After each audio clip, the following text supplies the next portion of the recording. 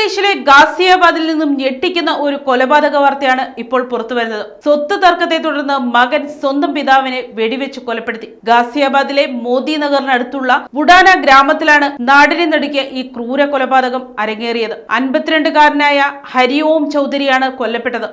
സംഭവത്തിൽ ഇയാളുടെ മൂത്ത മകൻ 32-കാരനായ നിഖിലിനായി പോലീസ് അന്വേഷണം ഊർജിതമാക്കി. കഴിഞ്ഞ ദിവസം രാത്രിയാണ് കൊലപാതകം നടന്നത്. 150 കോടിയോളം രൂപ ആസ്തിയുള്ള ഹരിഓം ചൗധരിക്ക് 75 ഏക്കർ ഭൂമിയും ഡൽഹി മീററ്റ് പാതയിൽ സ്വന്തമായി കച്ചവട സ്ഥാപനങ്ങളും ഉണ്ടായിരുന്നു. ഇതിൽ 25 ഏക്കർ ഭൂമിയും ചന്തയിലെ ചില കടകളും മൂത്ത മകനായ നിഖിലിന് ഹരിഓം മുൻപ് തന്നെ നൽകിയിരുന്നതാണ്.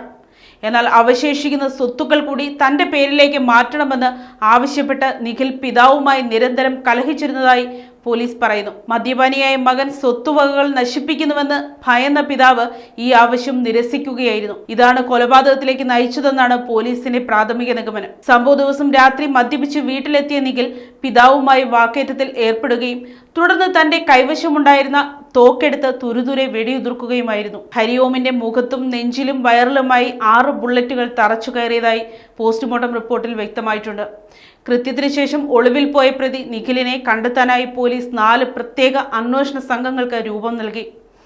പ്രതിയായ നിഖിൽ 2018-ലും സമാനമായ രീതിയിൽ സ്വത്ത് തർക്കത്തെ തുടർന്ന് സ്വന്തം സഹോദരന് നേരെ വെടി ഉതിർത്തിരുന്നതായി പോലീസ് അന്വേഷണത്തിൽ കണ്ടെത്തിയിട്ടുണ്ട്. News desk Kottarakkara media.